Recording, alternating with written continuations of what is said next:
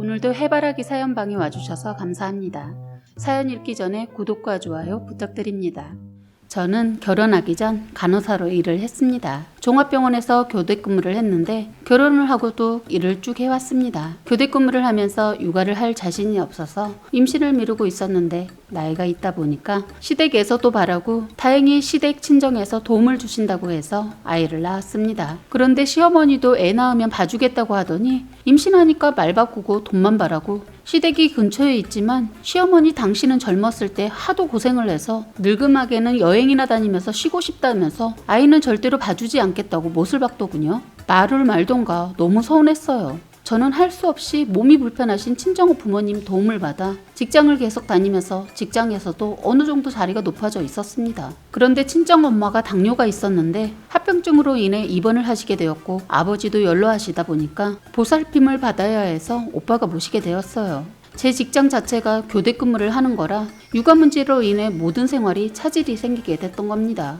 전적으로 친정 부모님 도움으로 지금까지 버텨오다가 다시 한번 시어머니한테 부탁을 드렸는데 거절을 당했습니다. 남편이란 새끼가 있었지만 있으나마나한 존재라 기대도 안 하고 도저히 안 될 것 같아서 할 수 없이 미련 없이 병원을 그만두고 집 근처에 있는 개인 병원에 취직을 했어요. 그런데 너무 웃긴 일이 벌어지기 시작하는 겁니다. 시댁에선 도움이라고는 1도 주지 않으면서 저한테 전화해서 한다는 말이 좋은 병원을 그만뒀다고 난리더군요. 그럴 만도 한 게 시어머니 그동안 제가 직장을 옮기기 전에는 부모님 용돈을 드리고 있었거든요. 그런데 이번에 많은 것을 보고 느낀 점이 있어서 부모님 드리는 용돈도 죄다 끊어버리고 챙겨드리고 있던 약이며 생활비 같은 것도 다 그만둬버렸죠. 그랬더니 그때서야 애를 부탁을 안 했다느니 엉뚱한 소리를 짓거리더군요. 용돈 끊기니 그제서야 봐주겠다고 속보이는 행동을 하시길래 그냥 잘라서 말했습니다.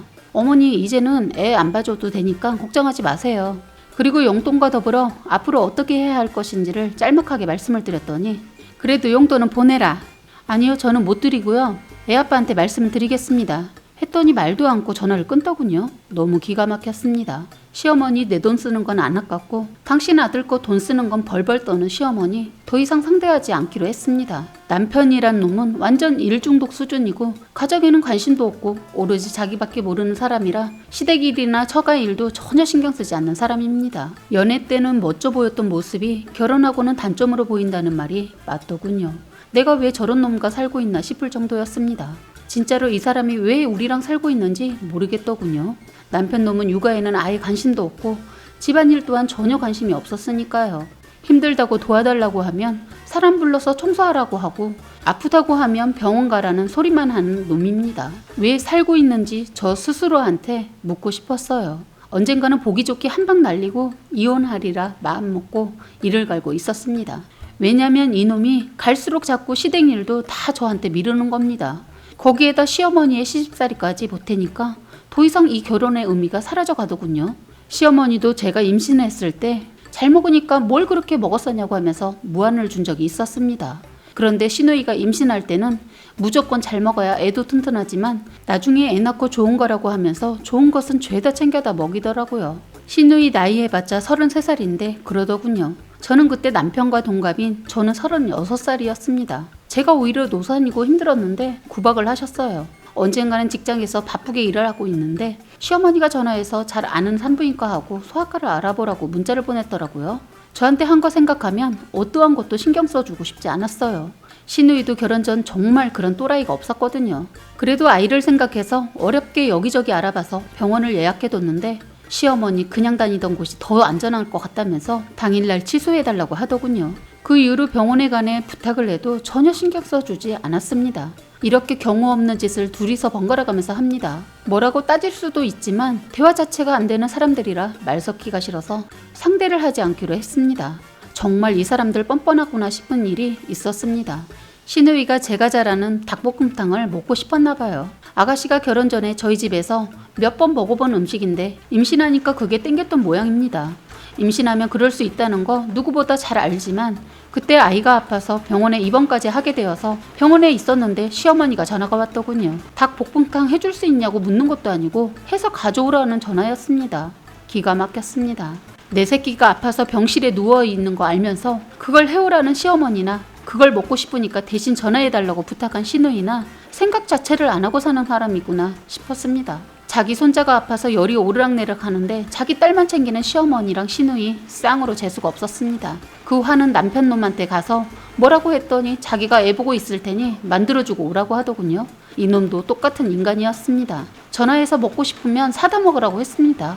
그런 일이 있고 서로 거의 안 보고 지냈습니다. 시누이 애 낳고서야 얼굴 봤나 봅니다.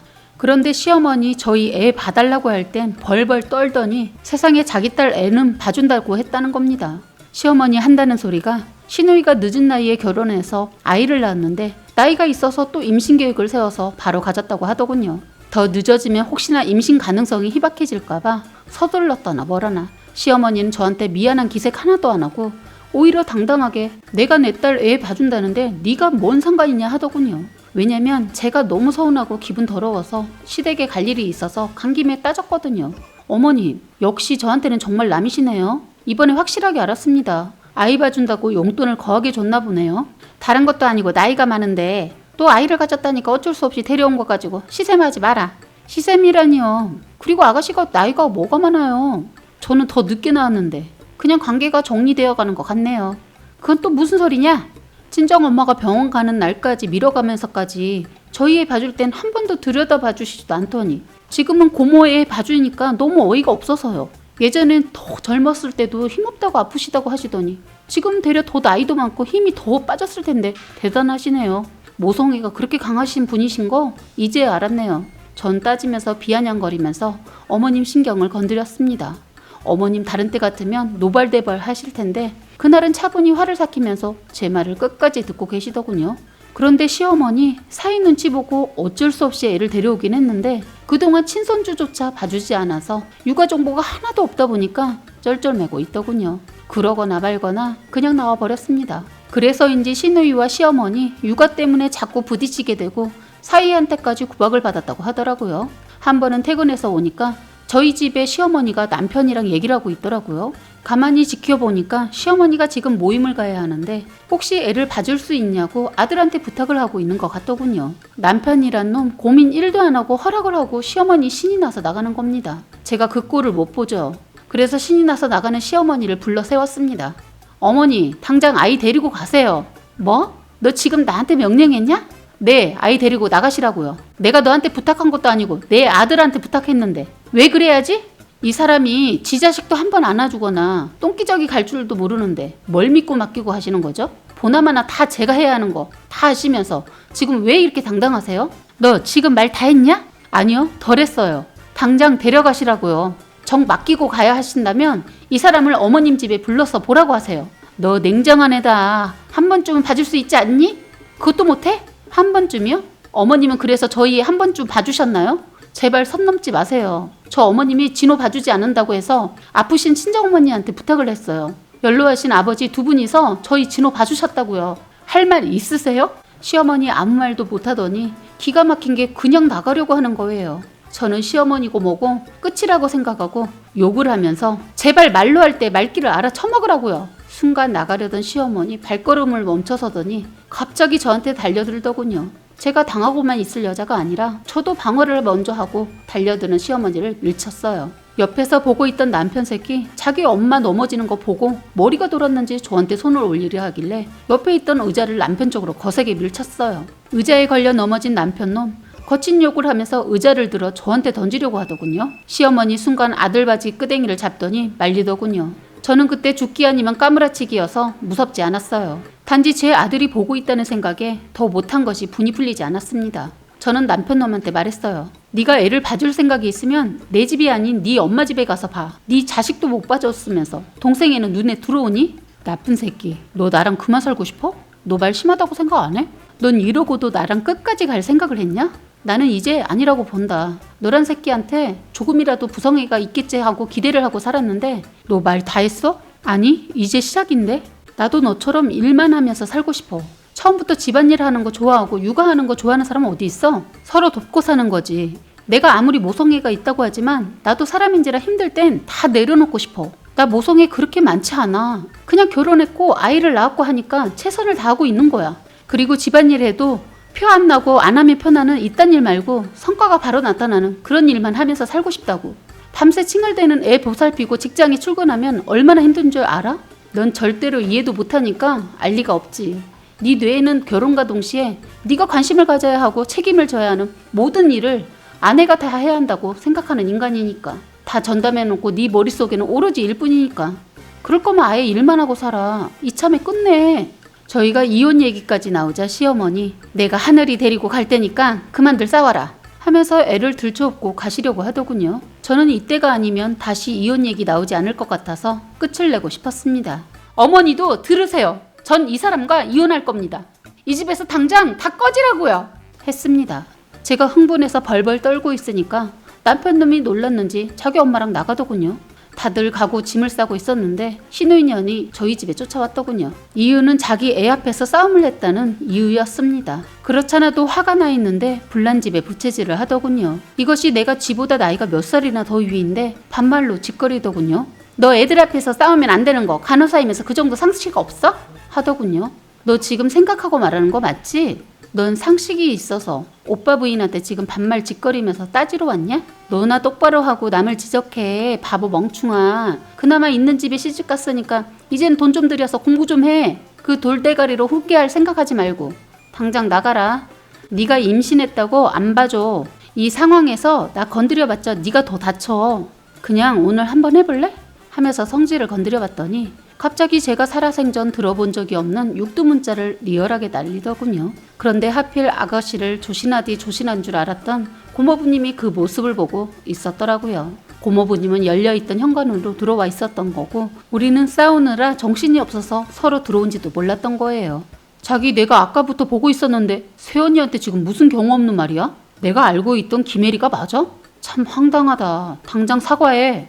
자기는 알지도 못하면서 왜 그래? 내가 온지도 모르고 다투고 있는 거 다 봤고 두 사람 대화 내용 듣고 말하는 거잖아. 자기는 어떻게 나한테만 그래? 내가 잘못한 거 아니라고. 사과 못하겠단 말이야? 알았어. 그러고는 저에게 아주버님 이 사람이 경우 없이 말한 거 제가 대신 사과할게요. 정말 죄송합니다. 라고선 김혜리 너한테 정말 실망이다. 나 먼저 간다. 라고 하면서 화를 내면서 현관문을 열고 나갔습니다. 시누이는 남편이 그렇게 말한 게 너무 충격적이었는지 아무 말 안 하고 1분을 멍하니 울고 있더라고요. 그리고는 정신을 차리더니 허겁지겁 울면서 바로 쫓아가려고 하는데 저는 나가려는 시누이에게 아가씨 그동안 남편한테 착한 척은 혼자 다 하고 산 거야? 라고 말했네요. 드디어 오늘 아수락백작 같은 간악하고 교활한 시누이가 가면을 벗은 모습을 그날 본 거죠. 시누는 고모부님 뒤를 쫓아가다 계단에서 헛디뎌 넘어져 그만 아이도 유산하고 말았어요. 그건 제가 원했던 결말이 아니어서 안타까웠네요. 어쨌든 그 이후로 남편놈도 정리하고 애는 제가 키우기로 하고 끝장냈는데